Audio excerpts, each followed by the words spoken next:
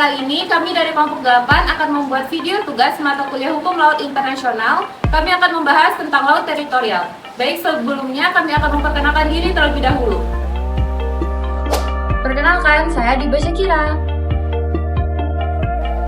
Perkenalkan, nama saya Aura Fariza Yuliana Saputri. Perkenalkan, nama saya Star Mutia. Perkenalkan, nama saya Darul Jalal Islam.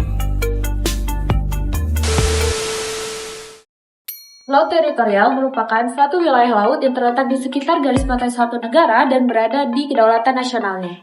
Menurut Konvensi Hukum Laut Perserikatan Bangsa-Bangsa atau UNCLOS tahun 1982, laut teritorial didefinisikan sebagai perairan yang berjarak 12 mil laut atau sekitar 22,2 km dari garis dasar suatu negara.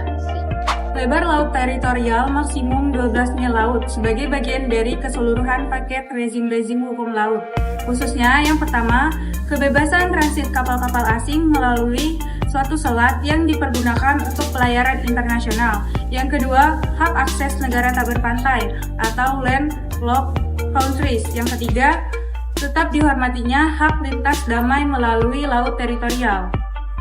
Dalam kasus rezim laut teritorial dibagi dari beberapa ketentuan. Yang pertama, negara pantai memiliki kedaulatan penuh atas laut teritorial, ruang udara di atasnya, dasar laut dan tanah di bawahnya, serta kekayaan alam yang terkandung di dalamnya.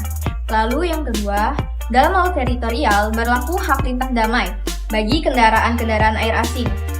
Kendaraan air asing yang melakukan lintas laut damai di laut teritorial tidak boleh melakukan kegiatan yang berbentuk ancaman atau penggunaan kekerasan terhadap kedaulatan. Ketentuan mengenai laut teritorial diatur dalam bab 2 UNCLOS 3 yang termuat dalam pasal 2 sampai dengan pasal 32 yang di dalamnya terdapat penjelasan tentang territorial sea and contiguous sea, yaitu yang pertama, kedaulatan atas negara pantai. Selain wilayah daratan dan perairan pedalamannya, dan dalam hal suatu negara kepulauan atas perairan kepulauannya, meliputi pula suatu jalur laut yang berbatasan dengannya yang disebut dengan laut teritorial. Kemudian yang kedua, kedaulatan ini meliputi ruang udara di atas laut teritorial, serta dasar laut dan lapisan tanah di bawahnya. Kemudian yang ketiga ada kedaulatan atas laut.